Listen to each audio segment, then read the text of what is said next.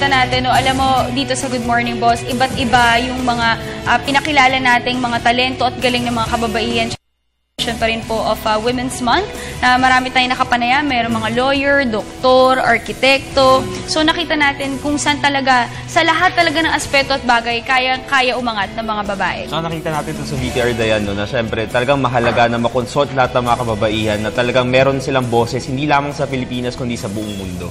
At syempre, kagabi nga lang, di ba? Yung Coronation Night, dyan pa lang talagang isang perfect example na. At syempre, moving on ngayon pong umaga, pag-uusapan natin, alam mo ba, Jules, sa kabila ang paggamit ng mga Pilipino ng smartphones, ay bago daw matapos ang 2014, ay baka tagurian na ang ang Pilipinas na mobile first country. Tinagurian.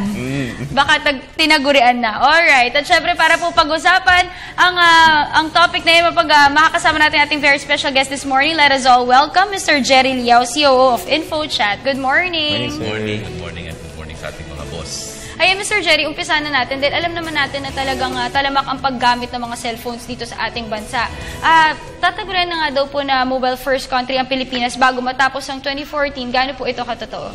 Well, parami na yung mga Pilipino na gumagamit ng cellphone. Ano? So, ayon sa isang pag-aaral, pangatlo na tayo sa Southeast Asia na pinakamaraming merong cellphone ngayon or smartphones. No? Number 1 is Singapore, number 2 is Malaysia, number 3 is Philippines, 39%. Tapos sumunod dito Vietnam, tapos Indonesia. So, isang magandang balita ito, of course. And nakikita naman natin na dahil ito sa yung mga presyo kasi ngayon ng mga cellphones or smartphones, pababa ng pababa. No? At we have to thank, of course, the phone manufacturers and also the mobile carriers kasi nakikita natin na marami sila yung mga bundle, di ba?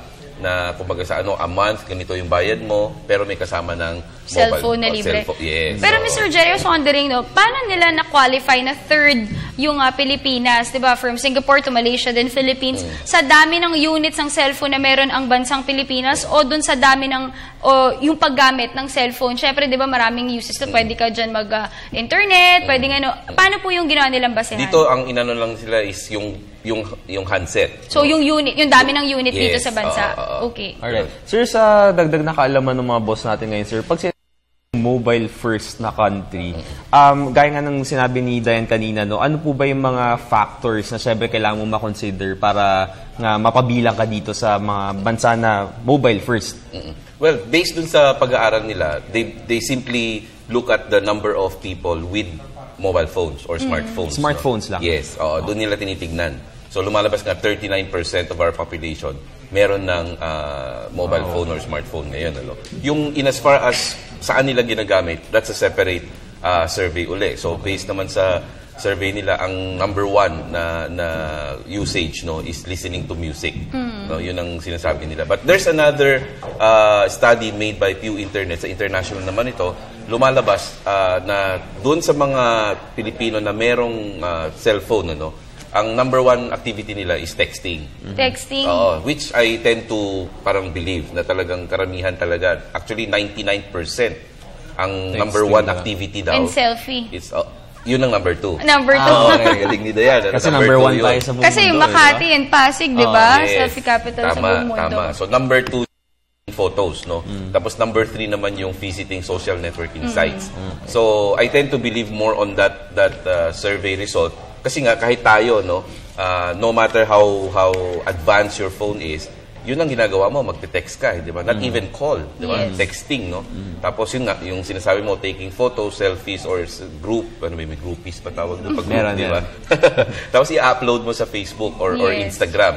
So, yun naman yung activity, you know? So, may survey din na lumabas doon at yun naman daw ang ginagawa ng mga Pilipino. Pero Mr. Jerry, may advantage ba na mapabilang yung bansa natin dito? Since pangatlo nga tayo na pinakamaraming units or smartphones, anong advantage at anong disadvantage nito? Well, it simply means karamihan sa ating mga kababayan dito sumasali na sa online bandwagon via cellphone. And hindi ito katakatakang mangyayari kasi nga kung dati sa PC at sa notebook medyo bumagal doon kasi mahal yung hardware, mahal yung PC, mahal yung notebook. Ngayon mas mura na yung smartphone. So it's a good parang opportunity or vehicle for our citizen na sumali sa internet kasi alam Jules na pag sinabi mong pumasok sa internet, hindi lang yung social media o pag-take ng photo ang pwede mong gawin dito, no? So, siyempre, the more serious part here is yung e-commerce site, no? Na kung pwedeng ikaw ang magbebenta o ikaw naman ang bumibili. So, either way, it would be good for our country. Okay. Sir Jerry, nabanggit mo kanina no, na yung mga desktop and all before kasi yun naman talaga ginagamit nating lahat eh. So sir, para syempre mas ma-determine natin ngayon kung ano nga ba advantages ng smartphones over the desktop, ano-ano po ba? Well, unang-una mobility, no? Basically you are connected wherever you go. Yes. At any time, no? So, yun yung pinaka-advantage niya compared to desktop and notebook. Siyempre, in terms of power, mas malakas pa rin ang desktop sa notebook. Mas marami ka pa rin magagawa doon, tapos mas malaki yung screen mo. Pero yung smartphone mo, siyempre, anywhere, hindi diba? Oo, kahit saan ka, no? Tapos ang connection mo, wireless, no? So, you can stay in touch with your friends, your relatives, or even yung business counterparts mo. Pwede mo makausap yan dyan. So, yun ang pinaka-importante. While, kumaga sana, it's a good news that most of the Filipinos right now phone. Ang isang, para sa akin lang, in my own opinion, ang importante dito is saan mo siya ginagamit. No? So this is a good start. You have the hardware, then slowly dapat mag-mature ang ating mga kababayan sa paggamit. So magsimula ka sa pagkuha ng picture, pag-upload sa Facebook, okay lang yon.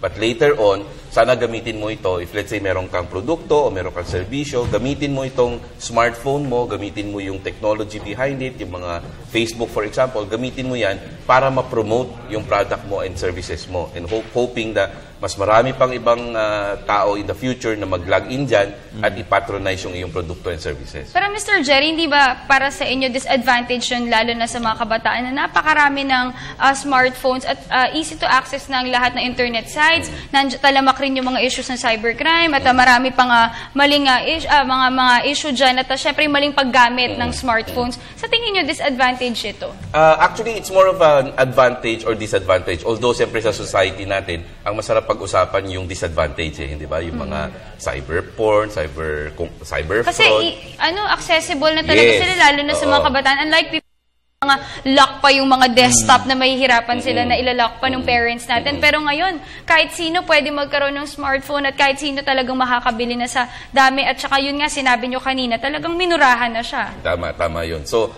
yung in as far as the disadvantage concerned, of course, it will be a disadvantage kung sa maling bagay mo ginagamit yung smartphone mo, no?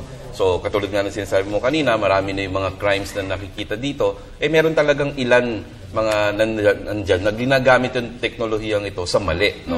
Pero if you're going to weigh the advantages and disadvantages, mas marami pa rin advantage ito. Pero yun nga, yung na-highlight, yung napag-uusapan madalas, yung mga disadvantages. Pero siguro more of responsible na lang. At saka yung parents siguro talagang alalayan din yung mga anak nila. Kasi as early as ilang taon, Jules, grade school, may mga cellphones na, may mga iPads na, at talagang ang dali-dali na mag-internet ngayon. Actually, sa ibang schools nga, sir, and yan, required iPad na sila. Yun na yung parang pinaka-libro nila. Parang ganun. But actually, may isang pag-aaral pa na pagdating sa kabataan, isang pinakamalaking problema dito, yung cyberbullying. No? Sabi nga, lately lang, yung isang pag-aaral, di ba, graduation, parang summer break na, no? Patuloy pa rin yung cyberbullying nangyayari, no? So sa social media, so para sa kaalaman ng ating mga boss, yung cyberbullying hindi kita dapat saktan physically, no? Parang kumbaga insultuhin lang kita sa pamamagitan ng texting or let's say sa Facebook, cyberbullying ngayon. So proper use na lang din talaga. At syempre, ang Cyber Crime Prevention Act ba malaki rin ang maitutulong dito? Well, definitely yung Cyber Prevention Act, no, yung kumbaga anyone who's online protektado dahil dito sa batas na ito, no. So, yun nga yung bullying, tapos yung mga fraud, may mga nagloloko, mga spam and everything. Lahat yan, protektado ka at least, no?